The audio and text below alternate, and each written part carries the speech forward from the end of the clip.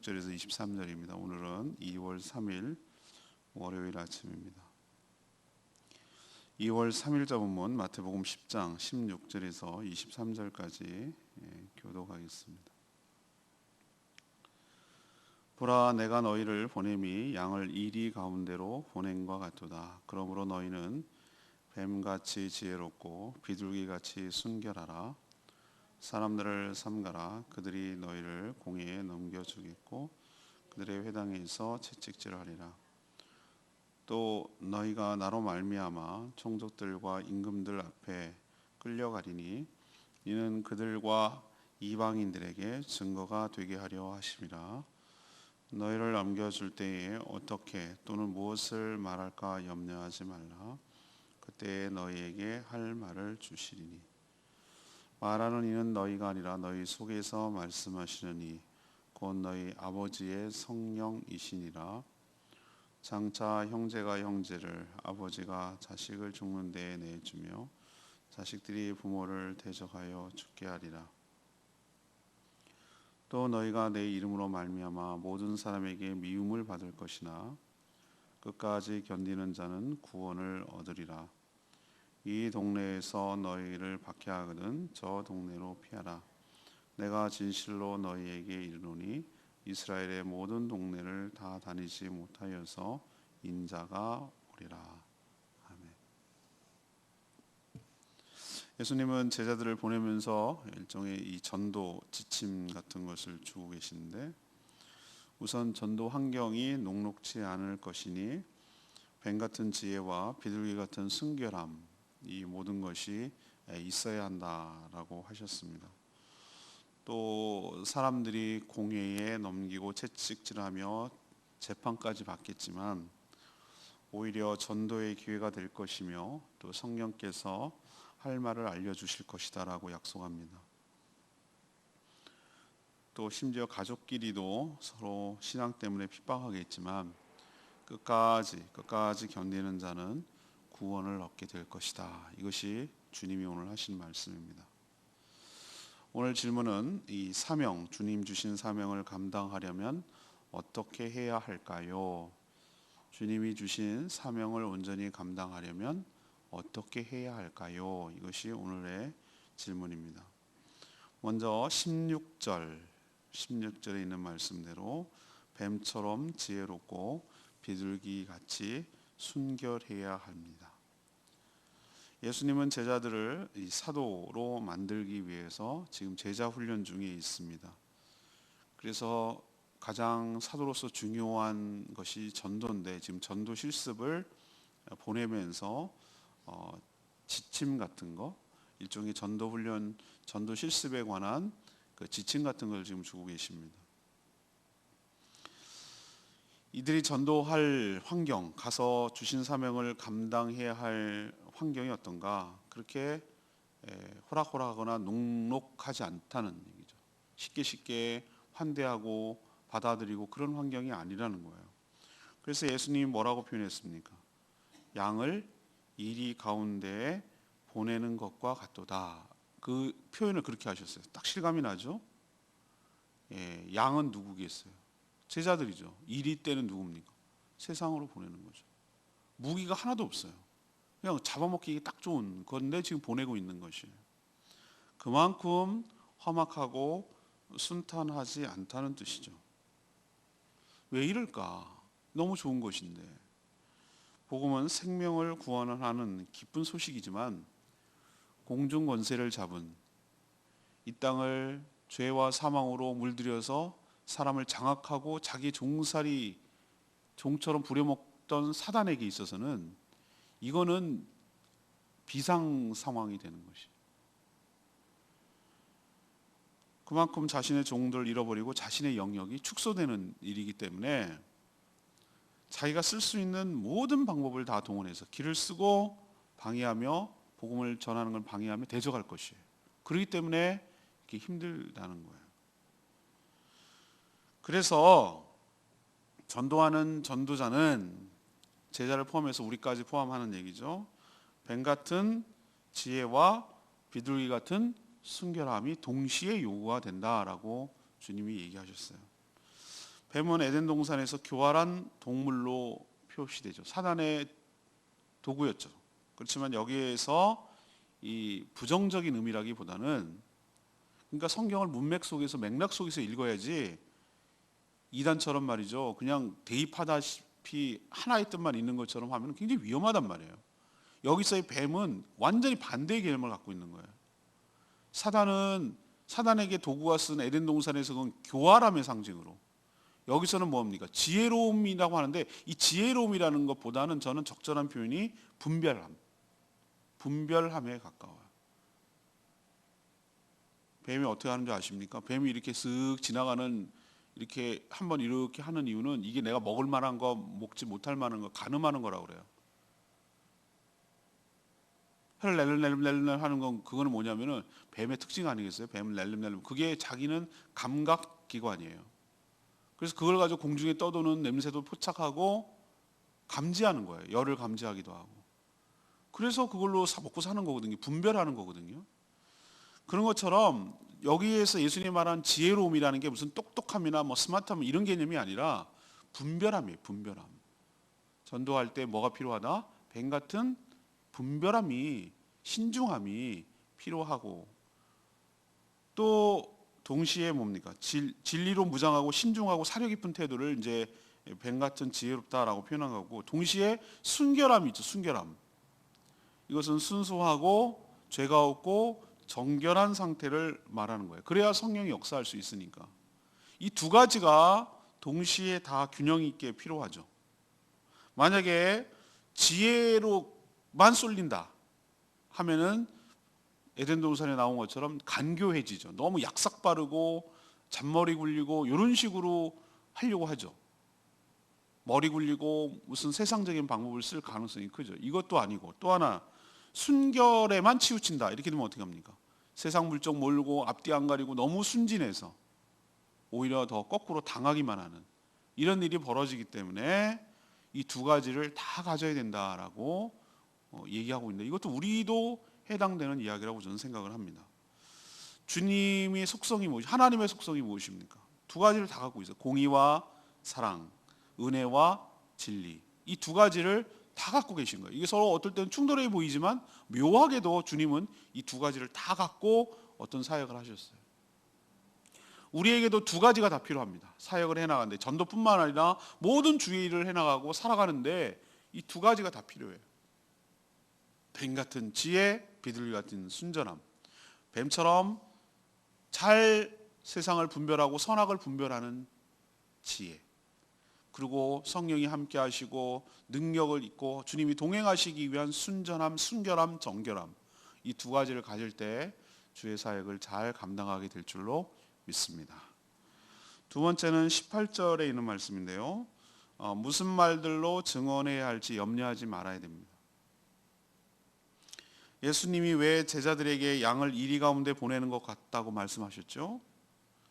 다른 이유가 아니라 예수 그리스도를 믿고 또 그를 전한다는 이유만으로, 딴 이유가 아니에요. 자신의 무슨 잘못 때문이 아니라 예수를 믿는다는 이유로, 또 예수를 전한다는 이유로 엄청난 핍박을 가할 것이기 때문에 양을 이리 때 가운데 보내는 거라고 말씀하신 거예요.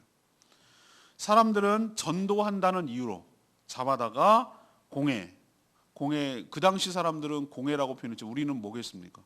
뭔가 사법기관을 말하는 거겠죠. 그죠? 우리식으로 표현하자면 경찰이나 뭐 검찰이나 뭐 이런 어떤 사법기관, 우리로 해당되면은 거기에다가 뭐 하겠죠? 넘겨줘서 신문을 받게 하고,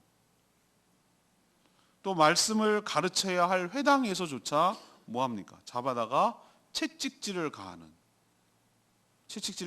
것은 일종의 고문을 하고 일종의 테러를 가하고 어려움을 준다는 거죠. 신체적으로 가해한다는 것이죠. 또 여러 재판관들 앞에서 재판까지 받게 되는, 예수를 전한다는 이유로 그렇게 될 것이라고 예견하고 있어요. 하지만 이런 상황 속에서도 염려하거나 두려워하지 말라고 하시죠. 그 이유가 무엇입니까? 이것이 오히려, 이런 과정을 통해서 오히려 예수 그리스도를 드러내고 증언함으로써 복음을 전하는 기회로 삼아 주실 것이기 때문입니다. 하나님은 전화위복으로 삼아주신다는 거예요. 우리는 사도행전을 묵상하면서 느껴졌죠? 사도 바울이 잡혀서 재판을 받으러 가는 과정에서 오히려 더 어떻게 됐습니까? 예수가 누구신지, 자기가 왜 복음을 전하게 되는지를 간증하고 복음을 전하는 계기로 하나님 만들어 주셨잖아요. 이런 계기가 된다는 거예요. 오히려 더 자신을 변명하고 자신을 변호해야 되니까 자기가 왜 이렇게 할 수밖에 없는지에 대해서 얘기하는 과정에서 자기의 변화와 그 복음에 대해서 얘기하지 않을 수가 없는 것이잖아요. 또 하나 더 염려하지 말 것은 이미 그 안에 주신 성령님께서 이런 압박 속에서도 어떻게 무엇을 말해야 할지 가르쳐 주신다고 그랬어요. 어떻게 처신해야 될지, 무슨 말을 해야 될지, 이런 아무도 홀로 견디는 것이 아니라 그 안에 계신 성령께서 이런 핍박과 환난 가운데도 하나님께서 도와주시고 감당할 수 있도록 은혜를 부어주신다고 약속하고 있습니다. 예수님은 사명을 감당할 때 환난이 전혀 없을 거다 이렇게 약속하지 않으셨어요. 오히려 환난이 더 많고 힘들 거라고 하셨어요. 다만 약속하시는 것은 무엇입니까? 함께 하실 거라는 거예요. 성령님과 함께 하실 거라는 것, 그리고 감당할 수 있도록 성령님께서 도와주시고 어떻게 처신해야 될지, 무슨 말을 해야 될지 알려주시고 가르쳐 주신다는 약속을 하셨어요. 그러니 우리도 두려워하지 말고 담대하게 환난과 핍박을 두려워하지 말고 복음을 전할 때 수모와 어려움을 두려워하지 말고 그때그때마다 기도하는 마음으로 하나님 앞에 주신 사명을 감당할 때 하나님께서 지혜도 주시고 능력도 주셔서 능히 감당할 수 있도록 은혜를 부어주실 줄로 믿습니다. 세 번째는 무엇입니까? 22절에 있는 말씀이에요. 핍박을 끝까지 견디는 자는 구원을 얻게 될 줄로 압니다. 복음은 무슨 도덕적 교훈이나 사상이 아니에요. 한 사람의 존재를 완전히 다른 존재로 바꾸게 만드는 거예요. 겉만 똑같아요. 그렇죠? 여러분도 중고차를 갖다가 엔진을 싹 바꾸면 겉은 옛날 차 똥차처럼 보이지만 엔진은 신형이기 때문에 잘 나가거든요. 완전히 딴 것이 됐단 말이에요. 우리는 겉모습만 똑같게 보이는 거예요. 그러니까 사람들이 착각을 하는 거예요. 귀신 들리는 것도 왜 그죠? 겉은 그대로니까 속에 그 다른 인격이 장악하고 있다는 걸 모르기 때문에 자꾸 거기에 아버지 소리 내면 아버지인 줄 알고 잘 모시고 귀신이 그걸 노리는 거예요. 우리가 다른 예수를 그리스도를 믿으면 새로운 피조물이라 이전 것은 지나갔으니 보라 새 것이 되었도다. 아멘이죠? 우리는 완전 다른 존재가 된단 말이에요. 사람의 자녀에서 하나님의 자녀가 바뀌는 거예요. 어떻게 가능하냐고요. 이게 말도 안 되는 얘기를 하나님이 하신 거예요. 제가 늘 생명의 삶 때 말씀드리잖아요. 낳아줘야 되는 거예요. 낳는 거예요. 강아지가 왜 강아지냐면 지네 엄마가 개니까 그런 거예요. 우리가 왜 저게 사람도 아니야 이렇게 말하지만 사람이니 지네 부모가 사람이거든. 그럼 어떻게 우리가 하나님의 자녀가 됐냔 말이에요. 하나님은 우리를 낳아주시는 거예요. 그걸 거듭났다라고 말하는데 예수 그리스도를 믿고 영접하는 자는 거듭나서 하나님의 자녀가 되는 특권이라고 그러는 거예요. 특혜죠. 특혜를 우리에게 허락하여 주신 줄로 믿습니다. 그래서 우리는 겉모습만 사람의 모습을 하고 있지만 사실은 존재는 무엇입니까? 하나님의 자녀인 거예요. 하나님의 자녀. 이게 얼마나 이 얘기를 참 우리는 너무나 당연하게 여기는데 가만 생각하고 곱씹어 보면은 이게 엄청난 일이거든요. 난 이 충격이 이게 최고의 기적이고 최고의 은혜이고 하나님이 우리에게 해줄 수 있는 최고의 혜택이에요. 하나님의 자녀로 삼아 주신다. 그러니 우리도 말이죠. 사람이 다른 환경에만 살아도 완전히 딴 사람이 되는데 결혼하기 전하고 결혼하고 후가 얼마나 여러분 달라져요. 처녀 때랑 살 때랑 아줌마랑 살 때는 얼마나 다릅니까? 사람이 똑같은 사람들도 이렇게 환경에 따라 달라지는데 사람의 자녀로 살다가 하나님의 자녀로 사니 얼마나 다른 사람이 됐겠어요. 겉만 똑같은 거예요. 뭐가 달라집니까? 일단 사고방식, 가치관, 생활 양식 이게 전과는 확연하게 달라질 수밖에 없어요. 안 달라지면 그건 안 바뀐 거예요. 거듭나지 않은 거라고 내가 말씀드렸잖아요. 완전 달라져요. 완전 달라져요.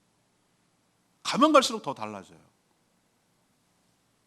그래서 그 인간 혈육 관계, 가족이라도 너무 다르니까 사고방식이나 가치관이나 생활방식이나 말하는 거나 생각하는 거나 마음 두는 거나 어디에 덜 귀하게 여기는 거나 이게 다 다르기 때문에 충돌이 일어날 수밖에 없어요. 충돌이 일어나요. 여러분들 얼마나 많은 일들을 많이 겪었습니까? 가정사에. 안 믿는 가정에서 있는 사람들은 이런 일들을 얼마나 많이 겪습니까? 핍박을 하고 얼마나 못 살게 합니까? 전설 같은 얘기 너무 많이. 제주도는 말할 것도 없어요. 이건 죽일 듯이 덤빌 거야 아마. 협박할 거고 왕따 시킨다 그러고 재산은 상속도 안 준다 그러고 내쫓는다 그러고 뭐 얼마나 핍박을 하겠습니까?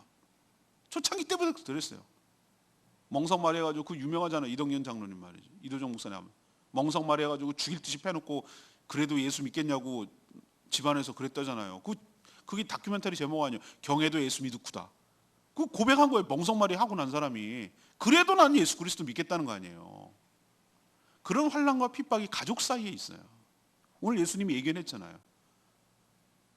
형제가 형제를, 아버지가 자식을, 자식들이 부모를 대적하고 죽는데 내어주리라. 이 기가 막힌 일이 벌어진다. 아무리 그래도 인간이 자기 가족만큼은 건들지 않거든요. 근데 신앙이 다르면 이런 일이 벌어진다 이거예요. 가족이고 뭐가 없다는 거예요. 도저히 그럴 수 없는 부자지간, 형제지간에도 신앙 때문에 죽는 데까지 넘겨진다고 하니 얼마나 기가 막히겠어요. 이걸 예고하고 있어요. 예수님은 심지어 뭐라고 했느냐? 모든 사람에게, 이 말도 참 22절에 보면 모든 사람에게 뭐 할 것이다? 미움을 받을 거라고 그랬어요. 예수 믿는다는 이유로. 그렇지만 이런 환난과 핍박을 뭐 하는 자는, 끝까지 견디는 자는 뭐를 받을 것이다? 구원을 받을 것이다. 무조건 버티라는 뜻이 아니에요. 어떤 마을에서 박해가 심하면 다른 동네로 옮겨서 전하면 된다라고 말씀하셨어요. 모든 동네를 다 돌아다니기 전에 예수님이 다시 오실 것이라고 약속하셨어요. 물론 과정도 쉽지 않지만 믿음으로 잘 이겨내야 할 줄로 압니다. 각오는 하지만 지나치게 두려워할 필요는 없습니다. 주님이 함께 하시고 또 피할 길을 주시고 다 끝내기도 전에 주님이 다시 오셔서 우리를 인도해 가실 것이기 때문인 줄로 압니다. 끝까지 견디는 자 구원을 받을 것이다. 오늘 레마의 말씀 20절 말씀.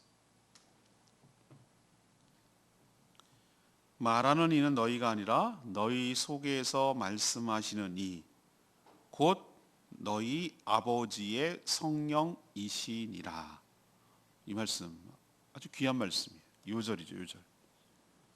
전도에 대한 부담감을 떨쳐야 돼요. 특히 말주변이 없어서 나는 전도 못한다는 말은 이제 핑계예요. 핑계. 할 수가 없어. 자신이 하는 것이 아니라 그 안에서 역사하시는 성령께서 하시는 일이기 때문입니다. 믿음을 가지고 기도하는 마음으로 성령의 인도함을 따라 그때 주시는 말씀을 가지고 진솔하고 겸손하게 복음을 전하다 보면 내가 잘나서가 아니고 내가 똑똑하고 내가 말 잘해서가 아니라 복음 자체의 능력이 있어서 구원의 역사가 일어나게 될 줄로 믿습니다. 저는 기원을 하면 여러분도 현장에서 보셨잖아요. 제가 무슨 특별하게 말을 막 잘해서 그렇습니까? 예수 영접 모임에 10분의 1이 뭐예요? 30분의 1도 안 했어요. 30분. 그걸 어떻게 그 아픈 분한테 2시간을 하겠어요? 그냥 저도 그러니까 두렵고 떨렸지만 그냥 성령의 인도하신 대로 말하겠다라는 그냥 기도만 하고 간 거예요. 천국이 있다는 사실, 심판이 있다는 사실, 우리 힘으로는 구원을 받을 수 없다는 사실, 그렇지만 예수 그리스도를 믿으면 구원을 얻는다는 사실, 믿는다는 게 곧 영접하는 것이라는 사실, 내가 죄인이기 때문에 구원을 받아야 된다는 사실, 복음에 그런 얘기들이잖아요. 그게 복음이잖아요, 그죠? 그런 얘기를 주섬주섬 얘기를 했는데 그분이 그렇게 반응할 줄은 저도 몰랐어요. 오히려 막 거절하고 그러면 내가 뭐가 되지? 창피하겠는데? 뭐 이런 생각이 두려움까지 있었어요. 그런데 그냥 믿고 준비를 이렇게 안 해가긴 내가 처음이에요. 원고도 없었어요. 그냥 가서 얘기하는 거예요. 근데 뭘 믿냐면 이 말씀을 믿어야 돼요. 말하는 이는 너희가 아니라 너희 속에서 말씀하시는 이 곧 너희 아버지의 뭐니나 성령이시니라. 그러니까 내가 자랑할 것도 없고 나 때문에 예수 믿었다고 말할 이유도 없는 거예요. 왜? 내가 한 게 아니거든. 내 안에 계신 성령께서 하신 그 구원, 그 영혼을 불쌍히 여기시고 그 집안을 불쌍히 여기셔서 한 일이에요. 그러니 모든 영광은 누구에게 돌아가야 됩니까? 하나님께로 돌아가야 되고, 그 역사하시는 성령님을 찬사를 받아야 되고, 이런 일을 계획하시고 이런 일을 근거를 만들어 주신 하나님과 주 예수 그리스도께 모든 영광과 찬사가 돌아가야 될 줄로 믿습니다. 그러니까 여러분들 이 믿음을 가지시고 믿음을 가지셔야 돼요. 이 말을 신뢰하셔야 돼요. 붙들어야 된다고. 말하는 이는 너희가 아니라 너희 속에서 역사하시는 하나님, 아버지의 성령, 성령님이시니라. 이 말씀 꼭 붙들 때 여러분도 담대하게 복음을 전파할 수 있게 될 줄로 믿습니다. 오히려 자기 뜻대로 전도하려고 말 잘해갖고 어떻게 하려고 그러면 저항에 부딪히고 실패해요. 이거는 영적 싸움이고 영의 일이기 때문에 인간의 방법으로 안 된단 말이에요. 그걸 믿으셔야 돼요. 인간의 방법으로 안 돼요. 이거는 무슨 세일즈 하듯이 되는 게 아니란 말이에요. 이건 영적인 일이라고요. 그러니까 성령을 의지해야 되고 믿고 맡기고 기회를 포착해서 지혜로움을 가지고 순결함을 가지고 성령을 의지하면서 기도하는 마음으로 하나씩 하나씩 이렇게 얘기할 때 놀라운 역사가 일어나게 될 줄로 믿습니다. 오늘 세 가지 얘기했어요. 제목이 뭡니까? 질문이. 주님 주신 사명, 특히 전도 복음을 전할 때 이 사명을 잘 감당하려면 어떻게 해야 할까요? 이것이 오늘 질문이거든요. 첫 번째는 어떻게 됩니까? 뱀처럼 지혜롭게. 지혜롭다는 건 뭘로 바꿔야 된다고요? 분별함으로 바꾸라고 그랬어요. 분별함과 비둘기 같은 순결함, 이 두 가지를 동시에 가져야 됩니다. 하나 치우치면 안 된다고 그랬어요. 그렇게 가져야 돼요. 두 번째는 무슨 말로 증언할지 염려하지 말라고 그랬어요. 왜? 그 안에서 역사하시는 성령님이 함께 하시기 때문에 그래요. 세 번째는 뭐죠? 환난과 핍박, 박해가 있을 거라고 그랬어요. 심지어 가족들 사이에도 갈등이 있을 거라고 얘기를 했어요. 그렇지만 뭐합니까? 거기에 흔들리거나 거기에 낭망하거나 거기에 주저앉지 말고 끝까지 이럴 것을 예견을 하고 예측을 하고 끝까지 견디는 자는 구원을 얻게 될 줄로 믿습니다. 오늘 말씀 붙들고 기도하기 전에 찬양집 463장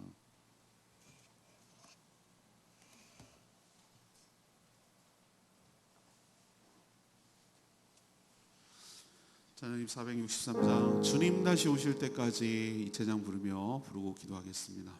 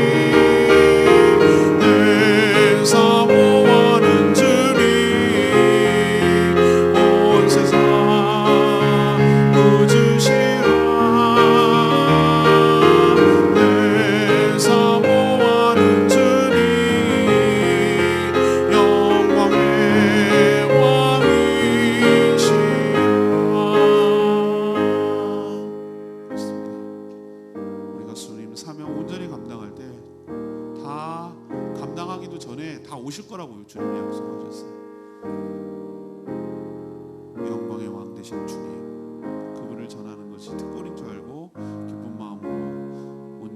믿음을 가지고 저희들 주신 사명 잘 감당하고 영혼을 구원하는 데 힘쓰는 저희들 되게 해달라고 다 같이 주여 외치며 기도하겠습니다. 주여 하나님,